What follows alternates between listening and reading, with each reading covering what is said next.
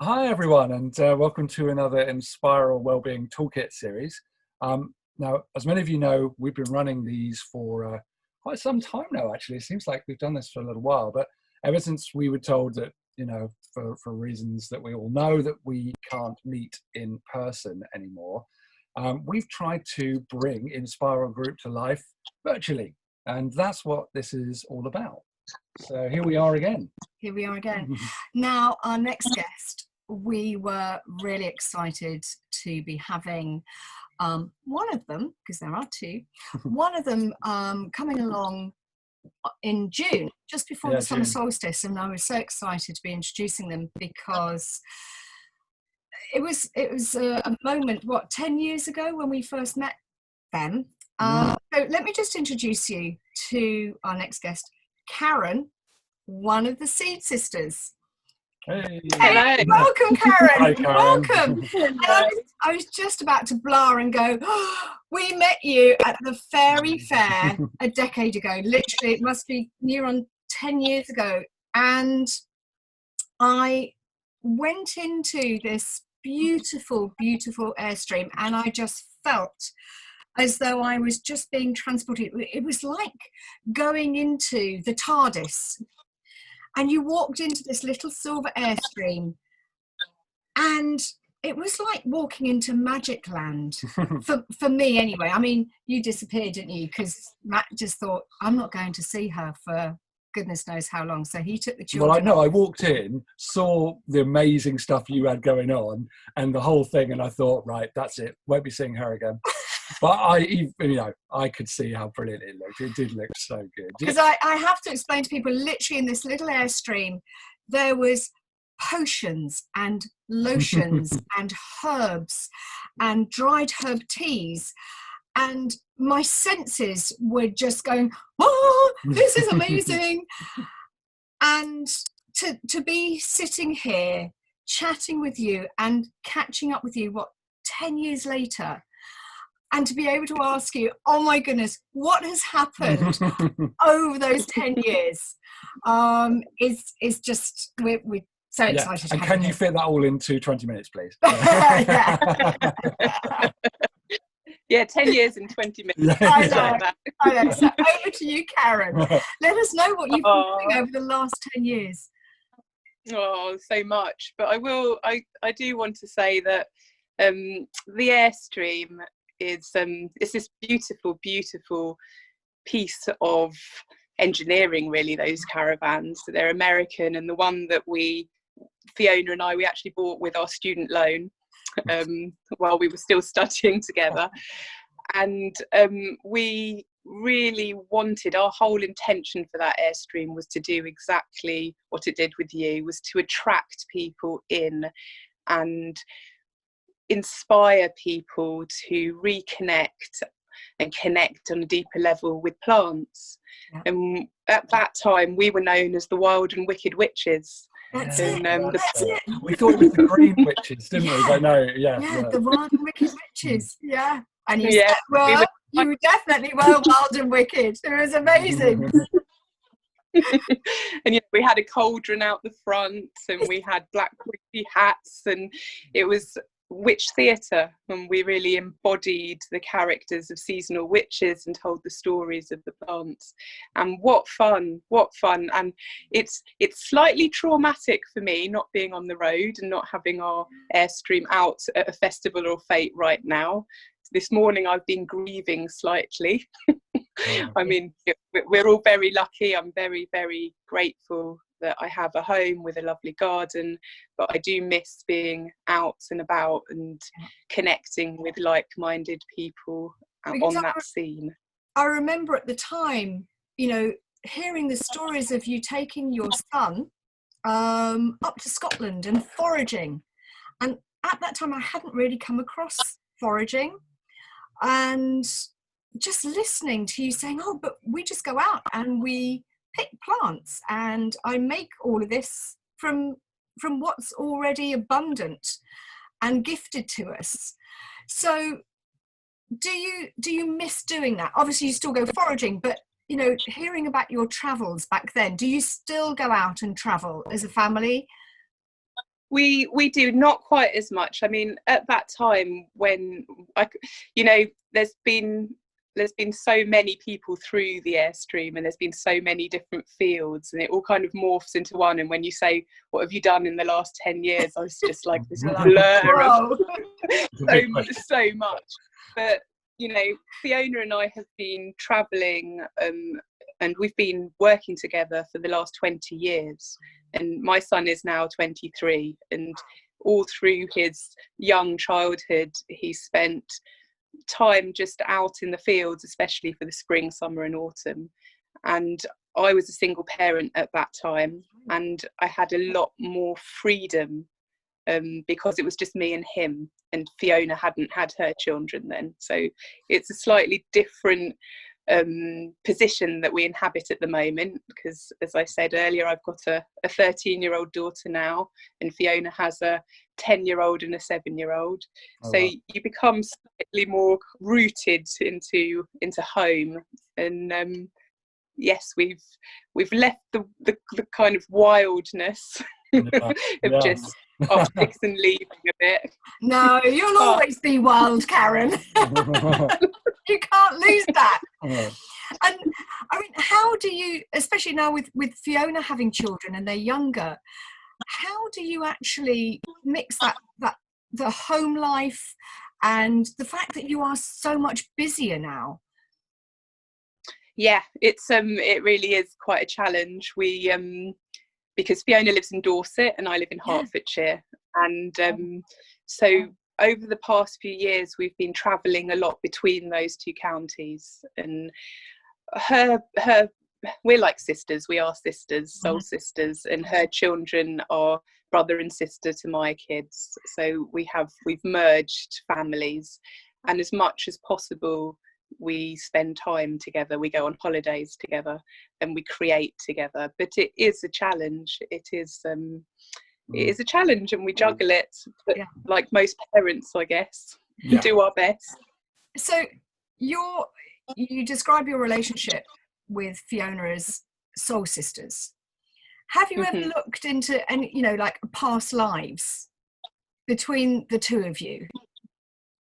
Well, very interestingly, when we first left university, we had a market stall on Hitchin in Hertfordshire Market, and we sold our potions. And it's a beautiful old town. It's I know Hitchin well.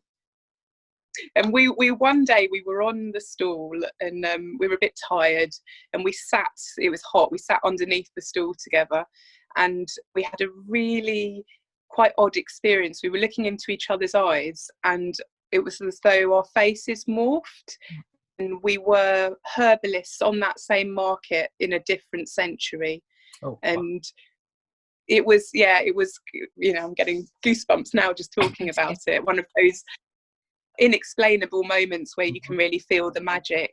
Yes, Fiona and I have been working together with plants since the beginning of time, it feels like, and a lot of our work, we're very, very interested in herbs that shift consciousness as well. We've been talking at events like Breaking Conventions and Beyond Psychedelics in Prague about herbs like datura, belladonna, henbane, are native witching herbs. And through working with those plants, you can sometimes touch threads of different lives.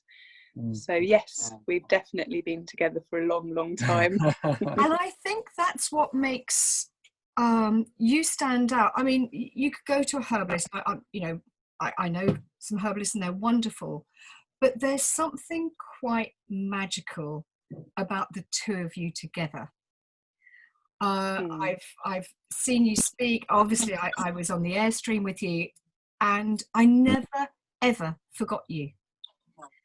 You both of you touched my heart, and there was something very, very magical and special about the two of you together.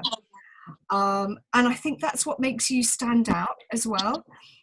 But going back, we've got something very special here, which is Hey, Your book, there The it is. Sensory It's so Herbal good. Handbook. I mean, it really is very good, and it's information rich. It's that sort of holy grail of things where it's information rich but totally accessible for people. The thing that comes across for me that is your passion, but also the magic and the intuition that comes through. How important do you think intuition is for you? I think that it's integral to my work and Fiona's work. I think that I'm trying to find the right words, because I just had a really good conversation with Fiona about this whole thing. You know, being 21st century herbalists, business women who we have this mission. Our mission is to reconnect people with their local plants, because we believe that doing that will create a nicer society for us all to live in. Absolutely. And for our future generations. And we really believe that. That's in our hearts. And everything else that kind of comes up, you know, we're given advice. You need to go online more, you need to do webinars, you need to do this and that, and we kind of hear all the advice and take it on, and we're also advised on how to kind of package ourselves or put things together. And we've always listened to it, and then sometimes we do the opposite because it doesn't feel right, and that's our intuition guiding us. Absolutely. And intuitively, I know, and Fee knows, I speak for both of us when I say we know that, you know, plants are alive, plants are sentient, they're intelligent, they have the power to actually communicate, and in many different ways, and they communicate with us. And Fee and I have dedicated our lives to following the path of the plants, and that has led us to the most beautiful, incredible people and experiences, and that is the magic. And herbalists, we were both trained, we're both university trained. We did a 4-year BSc. Fee's is in herbal medicine, phytotherapy, and mine is in complementary health sciences. We were together, and through that training there was absolutely no talk ever of intuition or magic. And for herbalism, that's crazy, because you only need to go back a few generations, and magic is part of it. Imagination, plant respect, the stories, the songs, the poems, the art that went alongside the medicine. And that's what we want to revive, and we are doing our best at reviving for the profession of herbal medicine. Because who says that a profession has to be conservative and following the lines that are on offer? Why can't we dig up all those old lines and come into line a bit more with what feels right? So yeah, that's where we are. So true. And actually a lot of these things that you're talking about being put into a box and a category, it seems like that's what's expected. And you were talking about people giving you advice and saying, you know, maybe you should market yourselves in this way. Sometimes all you really need is to feel it inside and go with it. You know, not all the time, but, you know, sometimes, and most of the time. What I mean, your sort of projects that you're working on at the moment, obviously things have changed, and like us, you're probably thinking, you know, what can we do and how can we adapt what we've done? But for the future, have you got anything that you're sort of working on that's different, or is it kind of more of the excellent stuff that you have been doing? Is there another book perhaps knocking about? Sensory We are. This time it's really sensory. There is plenty of projects. That's one thing that we will never ever run out of, creative projects. We have signed a second book deal, and we're writing a book about the poisons. We're writing about the so-called witching herbs, and lockdown has actually given us space to do quite a lot of writing, which is nice. We also have a project with the artist Belle Benfield that illustrated the Sensory Herbal Handbook, and we're creating she's amazing, and we're setting out a deck of oracle cards that she's going to illustrate for us. Okay. Fantastic. And then one of our most exciting projects is we've been studying comedy. And because we go and we talk at a lot of academic conferences, and what we found over the years is that although they're fantastically interesting, it can be a bit dry. And, and one of the things that we really hope to do is just to have this nature reconnection, but it's in the face of very heavy, dark issues. So when we talk about climate change or seed politics or the big pharmaceutical companies, those are heavy, deep issues that can make people switch off because it's too big. And we're trying to work out a way how that we can package that as fun, but it still gets through. So one of our kind of ambitions is we'd love to go to Edinburgh Festival with a short comedy show. So that's very exciting. That's amazing. Absolutely Wow. love the sound of that. That sounds really We'll be there. Yes. Yes, great. I'll be there. I promise you, we will be there. Front row. That sounds amazing. That does sound really good. And you're always saying that I'm the comedian. I find it very hard to take life seriously. That's good in a way, isn't it? That's what Yeah. you don't want to be taking life And too I seriously. certainly don't take myself seriously. I tend to laugh at myself quickly because I know somebody else is going to laugh at me anyway. So Well, that's one of the things Fee and I were kind of discussing, because when we're together, we're in hysterics quite a lot because we find each other very funny. And we were like, well, will this translate? Will an audience find us funny? And we did have our kind of debut exploration experiment of that with the medicinal mushroom conference last year, and it was great because we made them laugh. Oh, really? Yeah. The medicinal mushroom conference. That's that does sound like it needs livening up a little bit. But it's a great conference. going back to the Sensory Herbal Handbook. Yes. I mean, this year I let the front garden, because we've got a back garden and a front garden, and people look over the wall of our front garden, and when we first bought the house, it was pristine. You know, everything was just placed in exactly the right spot. And over the past year, I've kind of let it go wild. It's gone horribly downhill, I'm afraid. No, it has not. No. It's wild. And it wasn't until a friend of mine came round and I was like, oh, actually the lawnmower broke, but so that was kind of how it happened. And my friend came over, and she actually does study herbalism. And she said, whoa, look at the amount of plantain you've got here. I said, what plantain? Yeah. And I thought, really? Of course it is. And now when I got your book, I was like, I've got cleavers, which I always called Sticky Willy, and plantain. I've got. You made that tea the other day. Yeah, that was cleaver tea. Yeah, that was nice. That nutty flavour. And of course, going through this, I was able to identify so many more plants than ever before. So I've been trying out different teas on you, haven't I? Yes. You're the guinea pig. Yeah. Lovely. So I literally, it has been my inspiration, and I love it. And the illustrations are beautiful. I can't wait for your deck to come out.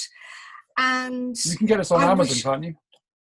Yes, you and can. Watkins, but and on our website. And On if people buy directly from our website, which is more expensive than Amazon, a percentage of the profits go towards our community garden grants. I was just about to talk about your community garden, because in the book you talk about your community garden. Tell us about that. So Fiona and I, when we left uni, we formed a company, and we were looking at different models for companies, you know, whether you want to be a charity, or at the time there was industrial providence societies, and we settled on something that's called a social enterprise, a community interest company. And the aims of that company are to reconnect people with local medicine. So one of the ways that we fulfill the aims of that is that we set up or inspire our apprentices to set up community medicine gardens all over the place. And they're just a space that can be rented or borrowed from local landowners. It depends. Sometimes councils have helped. And here in my village, we've rented 8 acres from the local council, and we've planted like an orchard and a medicine garden. And it's open to the public. Other herbalists can use it to lead herb walks. And it's just having these lovely resources. And the more that we've become intertwined with medicine gardens and growing projects, we've learnt about horticultural therapy and how actually in the UK at the moment loneliness is a huge issue, and disconnections with community, and having those kind of central hubs where people can come and volunteer and get involved is amazingly helpful. So we've tried to connect with as many different groups, transition towns and growing projects, and met fabulous people again through all that work. And one of the things that we love about the growing is that people are grounded. There's a lot of very grounded, practical magicians, because they are. It's magic when you garden. Yeah. And it's a real breath of fresh air, because getting people out there doing things and growing food is one of the most important political acts that we can do at this time. Absolutely. Yeah. Wow, that sounds amazing. What a fantastic initiative. So how long's that been running for? Well, the pilot scheme, it's now 8 years. Oh, a long time. Okay. Yeah, quite a long time. And where we teach at Monkton Wild in Dorset, it's a fabulous stately home there. We've got a walled garden with a medicine garden there. Wow. And so students come, and we've got lots of different plants for them to work with. And it's just lovely. It's lovely getting your hands dirty in the soil. Because you teach, is it a foundation course that you teach? Yes, we were teaching practitioner courses, but we found that it was just too much. We have been teaching the practitioner course for the past, I think it's 7 years now, and we've had 3 cohorts, and it's enough. We've got enough people to mentor, if you like, and we thought, right, now's the time to stop that. Yeah, we just thought now's the time to really focus on other projects, and we coupled with a herbal medicine charity called Heartwood, and we're now their foundation course. So if people want to go on to become professional herbalists, they can do the year with us and go on to a further train with Heartwood. Oh, fantastic. Well, I certainly can't recommend you enough. Thank you. You are such an inspiration, and it just, your connection with the earth, literally it flows all the way through you. It's effortless. I always call it effortless flow, and it is effortless flow, just watching you work. And hopefully we can get you when we're allowed to get back up and running for Inspiral. Please come and talk, and because we're only I'd love to. Yeah. And actually what I'm looking forward to, Karen, is your TV series. Oh, yes. Okay. Because that'll be on the back of Edinburgh. It will happen. Oh yeah. I can see it. It's going to happen. And I, for one, wish you all the best with it. Yeah, because absolutely. It's going to be, everyone's going to be tuning in, okay, on your travels. Traveling with the Seed Sisters. And having a laugh with the Seed Sisters. That's the ITV version. Well, shall we? I mean, we're sort of coming rapidly to the end, which is a shame. But we do have a few questions that we want to ask you, which is sort of a bit lighter. a little bit more quick fire. So Bring them on. yeah, Yeah, absolutely. really deep and meaningful Yeah. questions. Actually, they are, because they kind of go into Reveal a few things. don't reveal they? a few Yeah. things. Okay, you go first. Okay, I'm going to go with, what was the last meal that you cooked? The last meal I cooked, let me think. I made a paella. My daughter requested a paella, and I lived in Spain for quite a long time as a young'un, and I was taught by a fabulous woman from central Spain. So whenever I cook paella especially, I think of Marinati, who taught me, and I feel quite Spanish. Maybe that's where my grief came from. I was like, I should be in Spain. Yeah. yeah. Yeah. Oh, that's wonderful. That's made me hungry. a little Yeah, bit, it's actually. making I'm salivating now, just thinking about it. I can almost smell it. Mm, Okay, favourite colour? blue. Yeah. Blue. I love my blues. You're all about the blue, aren't I'm you? all Very about- calming, sea, all that sort Yeah. of stuff. I'm all about the blue. Yeah. Let's go with lucky number. You got a lucky number? 23. 23. Okay. And that that's- 2 + 3 in numerology adds up to 5. So it's all about changing, accepting change, and flowing through those changes. Traveling. There you go. I'm a So- 5. Aren't Oh, you're a I? 7. Oh, 7. No. I could just I didn't know. Right. well, maybe you feel like a 5 I feel today. like a 5 today. So let's go with the last book that you read. I'm still in the midst of it, actually. I'm reading The Seal Woman's Gift. Can you see it? I Yes. can. Endorsed by Zoe Ball, no less. Oh yes, I've met Zoe Ball. I went. My son was about 2, and Fatboy Slim had and there was a big track out that had a swear word in it. I won't say it here, but you might remember. Right. Something was going on in heaven. Yes. my- I remember that. My 2-year-old managed to just repeat that on a loop at Harry at Glastonbury Festival, and Zoe Ball and Norman Cook, they were camped near us, so I took him to see them. I went, there you go, look what you've done to my son. That's aside. But this is a historical novel set in 1600s about a group of Turkish pirates that came and stole some Danish fisher people, and it's set through the eyes of a young woman from Denmark that was trafficked, and her story and how she held on to the stories and the myths of her land. It's very beautiful. I'm enjoying it. Okay, that's going on our book list. It definitely is. Yeah, absolutely. Danish pirates.